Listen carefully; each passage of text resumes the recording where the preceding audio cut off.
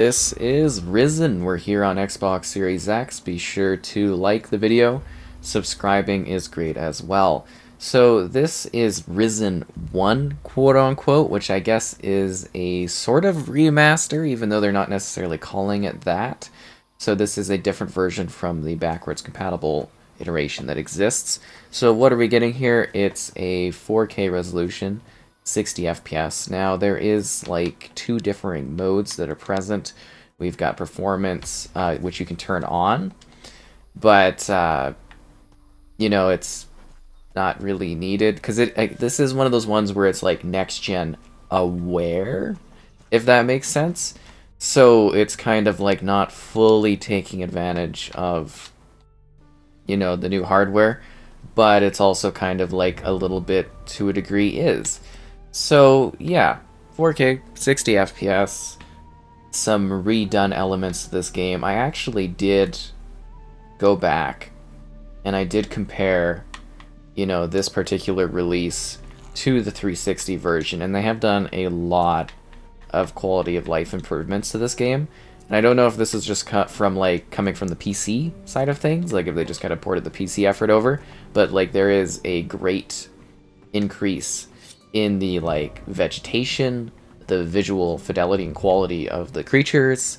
The lighting systems seem to be completely revamped and redone. It's a lot darker, a lot more higher quality shadowed, and it does actually seem to be, at least again, just going from that 360 version that is backwards compat to this, it does actually seem to be a bit of a massive upgrade in terms of that aspect of gameplay.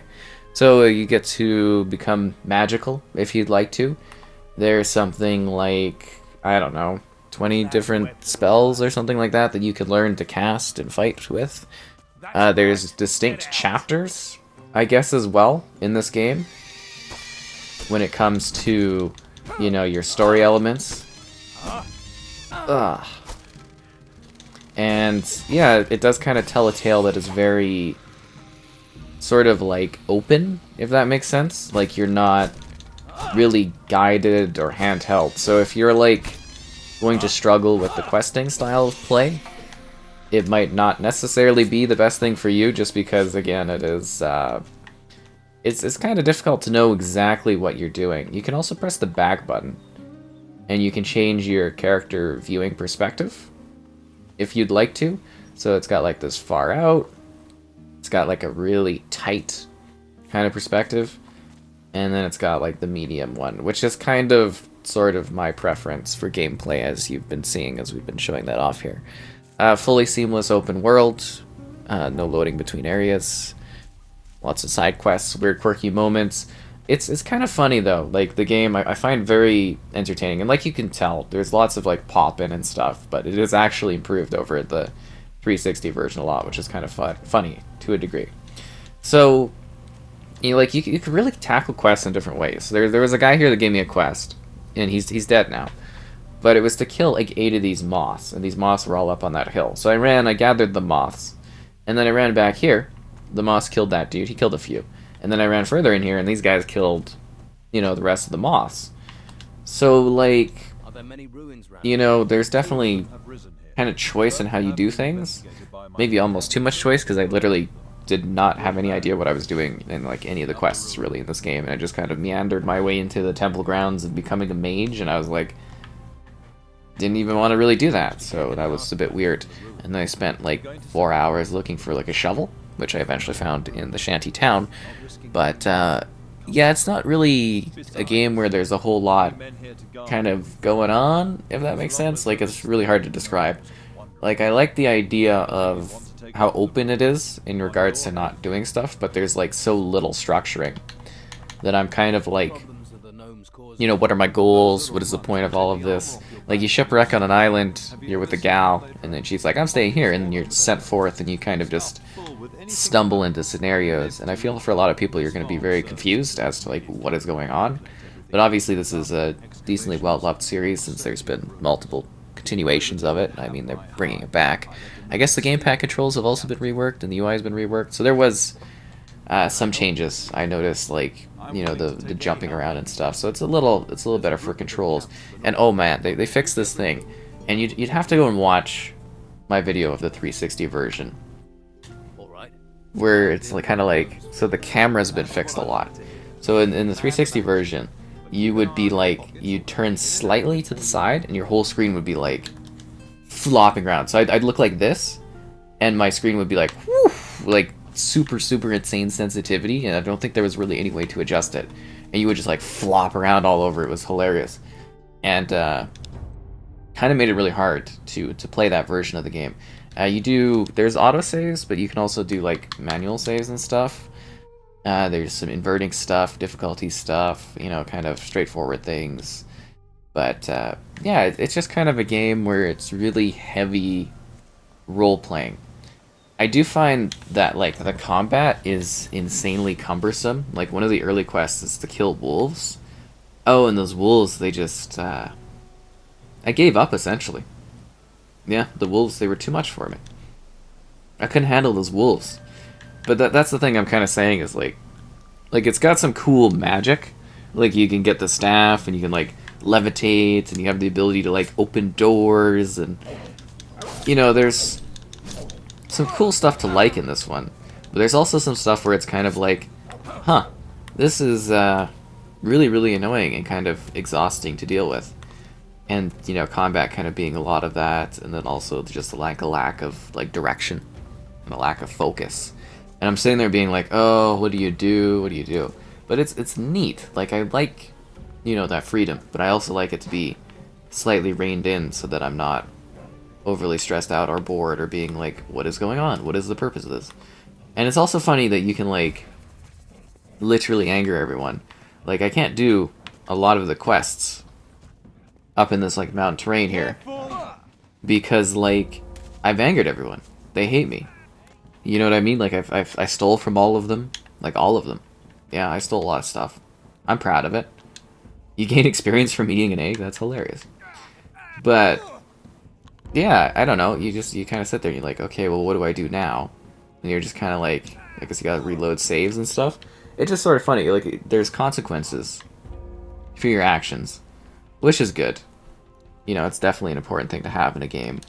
But there's also, like, levels of annoyance, too, as you kind of, like, want to be able to do stuff. And it can be, like, tiring, right? Like, it could be almost exhausting to kind of deal with some of the stuff you have to deal with in this game. I'm just gonna cook some food while this guy fights these wolves. You know, in the background, it's very majestic. So it's like, it's an interesting game if you want that sort of like hardcore, old school RPG. Oh geez, stop making the fire, dude. Dude, stop making the fire. The wolf is gonna eat you. Ah! He actually killed him. Santiago, kill the wolf. Wow, that was a really good kill there, man. Was that other wolf still around? That wolf appears to be eating his body. And when you get like knocked out, the game has this like crazy obsession with like basically everyone will come and loot your body.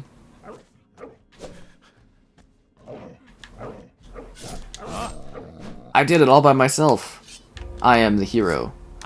Okay, I accidentally didn't put that away. Cool, I got some fangs. You can sell that stuff. Alright, so that guy's dead now. I hope he didn't have any quests or anything important for me. but that's the weirdness of it, is just kind of being like, well, I hope that guy wasn't important. And it feels kind of large, right? In scale. But it's also like not necessarily large in scale. I don't know how to describe it. Like, it's a large world. You could do lots in it. You know, there's different caves, there's different challenges. But it's not like, you know what I mean? It still kind of has that like old school sort of small feel to it as well. Which is an interesting kind of combination, because you're not like, I don't know. It's neat, you know? You get what I'm saying? Like, it's got these smaller, neat spaces, but you are a part of a large, seamless environment. There's quite a bit to enjoy within this game. Why would I talk to her? And there's quite a bit where it's just kind of like, well, this is really obnoxiously annoying. And I think you're going to find a weird mix there of you maybe making some choices that don't really work out for you. And you kind of sit there and be like, well, what do I do now? Now, who could teach me? Like trying to find a shovel. Oh, I gotta tell you, man, just or anyone that's watching, the amount of time I spent trying to find a shovel in this game. Ugh. Terrible, terrible, terrible shoveling time. But you can like sweep, and you know there's some like environmental stuff you can do. You have like an axe and that you can find in the environment. Get out of here. Yeah, everyone's really mad at me in this town I'll have to pick this. because I stole literally everything. Yeah, and you can't kill some of these people. There's different like challenges and stuff too that you gotta fend off, and you know they get like a whole mage thing. What can you teach me? Smithing open locks? Can you show me how to pick locks? Sure. One, but be careful. Now I can pick locks? What? You're gonna need more. Oh my god, finally. I spent so long trying to get skill points to be able to, because it's like, oh, if you have money, you can like get these guys to do stuff for you. But you know, if you don't have basically like the skill points or the money, you can't get this stuff, and it's just like, well, what do you do? Teeth trophies, an old disc, gold value 100, not for sale. Oh, I got it from that other guy, but he's mad and he won't take anything from me now. So it makes me sad. A small pouch. What does that do? Okay. What can you teach? I need to learn how. The prick core, but you. Now I've learned. Now I've learned some abilities to actually open doors, which will, or well, pick locks, which will greatly change the balance of my entire world. But that's the thing, is it's like, you know, basically if you don't pile of dust, well, that's useless for me. If you don't have the stuff to do the stuff, you can't really do anything, and you're just kind of like sort of stuck there being all awkward. Onions, tea for fancy people. Ooh. But yeah, you can sell things and get some better stuff. I don't know if I'm supposed to have like 2 hunting knives. I can sell this old sword. I've got a machete. It's better. Yeah. I've got some. What? Okay, well, we're just gonna leave. I've got some. Oh, that's the wrong one. And there's lots of dialogue. Like the dialogue and stuff in this game is kind of witty. It is kind of funny. You know, I find it entertaining. Like the interactiveness of like the different people. I think that's always really cool. But yeah, sometimes you're just like limited options, and you really got to understand what Don't even think about you know these people want from you. with that. In regards to some of the challenges, it's like, okay, what is your, you know, what is the objective that I'm after for this one, and you know, things like that. I think are a big part of this game. Is just like the willingness to be able to like trying to figure things out by yourself. You know what I mean? Not necessarily being I'll have to pick this, or find the key. handheld or anything like that. What's the point of being able to pick these locks if I can't actually like pick any of these locks? It drives me crazy. I gotta find like a box to try this out on. There's so many boxes that I've come across where I'm just like, it's locked and I can't pick it, but now I can. But I don't know which ones are like locked, and that's the thing. You know, I spent so long walking around this place that it's like, That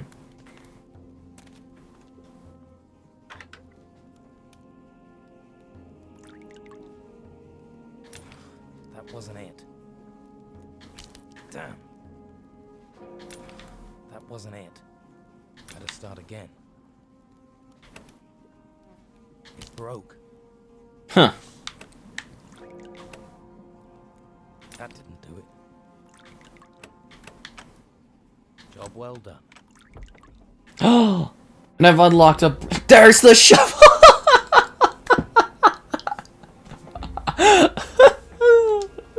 I'm so sorry. Oh, you have no idea how long I looked for a shovel. And apparently it was right here this whole time. Right behind this door. You know how many times I sat here and I walked by and I walked by and I walked by and there was no shovel. So anyways, I guess story-wise, the Inquisitor Mendoza, he's arrived on Faranga, an island inhabited by numerous vicious creatures and weird inhabitants. And, yeah, ruins and everything like that. You find yourself stuck in the middle of all this crap that's going on, and, yeah, you're just trying to, you know, survive, make a name for yourself, I guess, do whatever you want. Like, you're not specifically having to do anything in this game. Like, you can, there is a quest line to follow, but you can just fool around and do weird things and do whatever. Like, I got here. Like, the first night I got to this place, all of a sudden I was having to fight, like, every single person. And then I was, like, all of a sudden trying to solve, like, a murder. And it was like, what? Why? Why did this happen? Telekinesis. So they definitely throw a lot at you. That is for sure. See, this stuff is locked, and now I can actually get in there. Lockpicking has changed my life. Okay, I've already looted that. People get really, really mad when you come in here and you just, like, steal everything from them.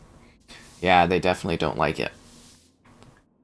Yeah, that is quite a situation. So I think it's one of those ones where it's kind of like your mileage is really going to vary based on, like, kind of your interest in this sort of game. If you can handle a very open-ended RPG that doesn't really hold your hand or give you any guidance or any sort of support. And, if you like this sort of thing. Because like I said, it's really cumbersome at times, like the combat and some of the movement. And they definitely did improve things. That's the biggest thing I want to get across, is when I'm looking at this, I'm like, this is improved. This is in a better state than it was when it released. They've added quite a bit to this. I think it's actually like a really kind of interesting title. You're not going to. So I'm out of not enough learning points again. At least I can, like, pick locks, so that's that's life-changing. That's what that is. But it's fun. If you're revisiting this game because you really liked it, I think you're going to sit here and appreciate the fact that the game does actually, run a lot better. It actually feels a lot better to play. The UI feels like it's been upgraded. There's, numerous things that have been touched upon and enhanced and changed for the better. And the vegetation's better, the draw distance, everything's better. There's still lots of poppin', but again, trust me, when going back and comparing it to, like, that 360 version, oh, it is miles better. I think, though, if you're coming from, like, maybe the PC side of things, you might be a little less blown away by it. I mean, you're not going to see the same sort of upgrades, but this is very much sort of a quality of life thing for the console perspective, being like, hey, we've got a pretty cool game. It's a pretty neat game that a lot of people liked, obviously, because, you wouldn't get sequels otherwise. It's still available to play, but it's not, like, the best of conditions. Let's go in, let's give it a bit of a touch-up here or there. Let's, enhance things for people that maybe want to check it out for the first time. And let's see how it goes. I'd actually be quite curious to see... Wow, I just got absolutely smacked there. Is he just looting everything I have? That's fair. That's fair. I'd really love to see them actually do the follow-up there. The other one, because it's a lot more kind of piratey driven. Like, this is like a bit of a pirate adventure, but it's like, you can feel like that. But the next one really kind of leans into that, I think, a little bit more. So I'd actually love to see, Risen 2 get something like that. I should have really upgraded my armor or my strength so I could actually use the sword that I need to beat up that one guy to do that one quest. I guess I gotta go and scrounge up more XP. But it would be neat to see this sort of update applied, to the other entries in the series, getting them, available on here. I think would be pretty cool. I think that would be nice, because it's nice, that we got this. I do wish this was more fully optimized, if that makes sense. It just kind of seems like they didn't really take it as far as they possibly could have for the new consoles. It's mostly just kind of being like, yeah, here you go, and, enjoy it as it is.